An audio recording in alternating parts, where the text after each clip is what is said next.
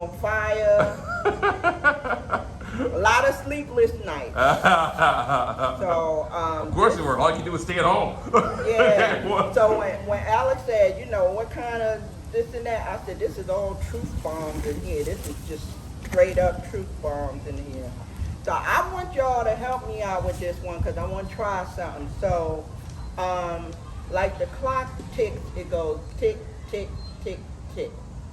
So the way we count seconds without a clock is sometimes we'll go 1 Mississippi, 2 Mississippi. So I want y'all to do that for me, if y'all could do that. And let me know when y'all ready. We're all gonna say 1 Mississippi and then 2 Mississippi, okay? You ready? All right, go. 1 Mississippi, 2 Mississippi, 3 Mississippi, 4 Mississippi. Stop. 5 Mississippi. Can you fathom in just 5 seconds how many black folks have already died? Don't bother to calculate it because the number's way too high.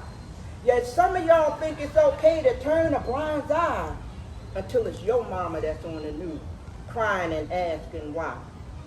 Police brutality and young people dying way before their time. These senseless killings are getting way out of line. I'm afraid to turn on the news because we dropping like flies. Living life this way should be a national crime. This is on you, America, so how many more innocents have to die? Oh, say, can't you see that it's time for America to change? Racism has been ignored way too long, and this country should be ashamed. And it's going to take more than marching for our civil rights. We got to change the system if we're going to win this fight. And black folks are so tired, we don't want to see no more blood spatter. We don't want to plan another funeral so we can grieve and gather. That's why it's not enough just to say that Black Lives Matter, because we tired of America doing all of this. We done with all that chitter chatter. Black folks are in danger. We're dying high in numbers every day.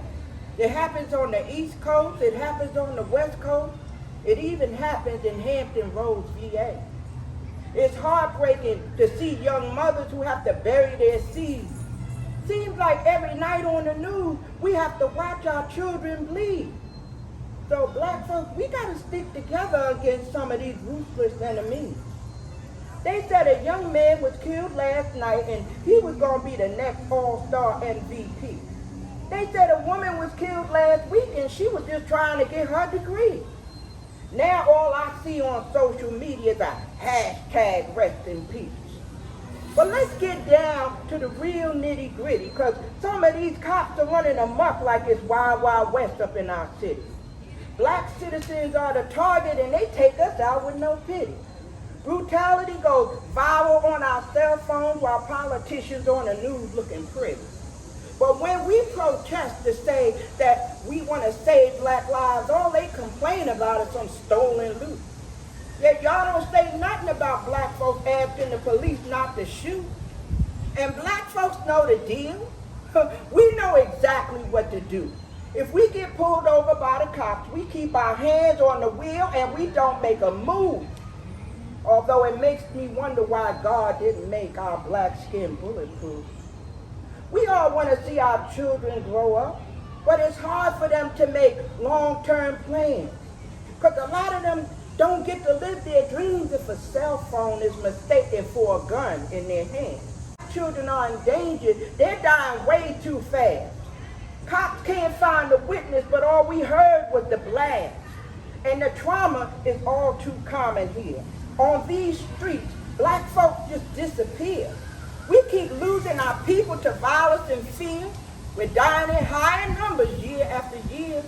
And that's why the police have lost my respect. Because they act like they forgot who they getting paid to protect. We see them kneel down with their pockets in their hands and kneel down on the back of our necks. They find our babies hanging from trees and they ain't found one suspect yet. They write laws that allow them to shoot us in our homes. They can even shoot us in the back. And then the police make up excuses like they were mysteriously triggered to react. So Even if we having a good old time, grilling with the fam on a lovely day, if white folks make one phone call, the cops show up looking like they want to kill a black man today. If we go back to 1 Mississippi, 2 Mississippi, 3 Mississippi, 4 Mississippi, and 5. In just 5 seconds, can you fathom the number of black folk that have already died? Don't bother to calculate it because the number's way too high. Yet y'all still think it's okay to turn a blind eye until it's your mama that's on the news crying and asking why. And that is, it's time for America to change. I'm getting my copy.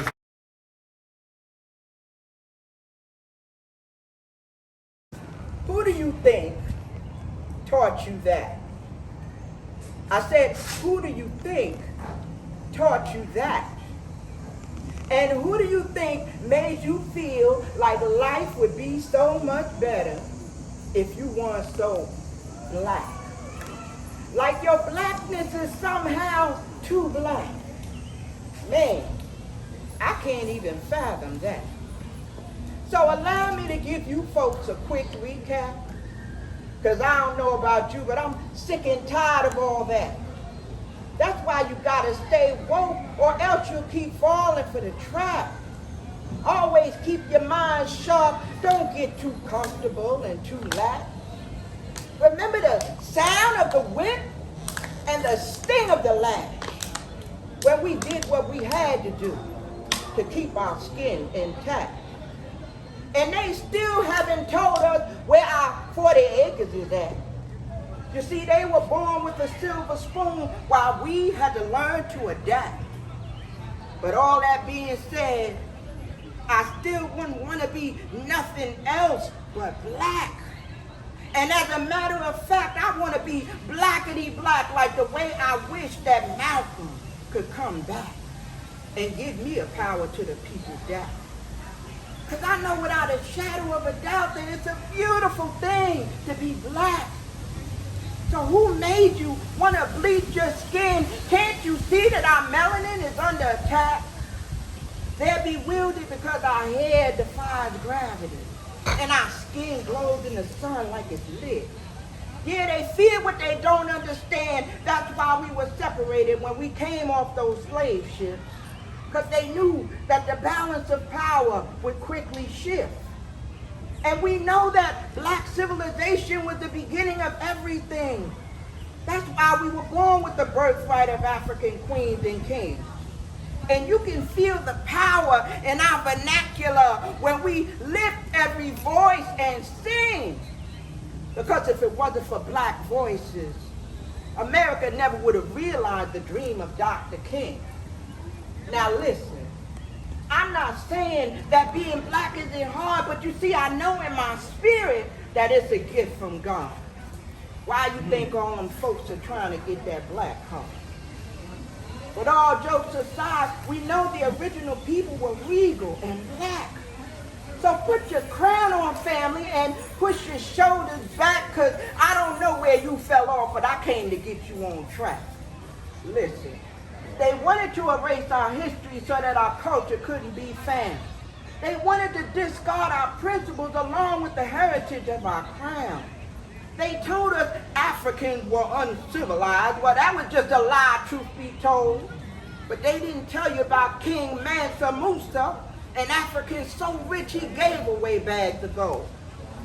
They didn't tell you about Frederick Douglass, who was determined to read, or Madam C.J. Walker, who had the will to succeed. You see, the greatness is in our blood because we come from a different type of breed. And all you got to do is open your third eye and the universe will supply all you need. So we must honor our ancestors who defiantly fought for black pride. And let them other folks know that we ain't never gonna stop protesting for saving black lives. And no matter what cynics may say, we know it's a blessing to be born black. And that's why they always trying to hide the truth, because they're afraid of how we gonna act. So once you understand the root, you'll see the uniqueness of being black. And we must pass down this knowledge so that we can all have the facts.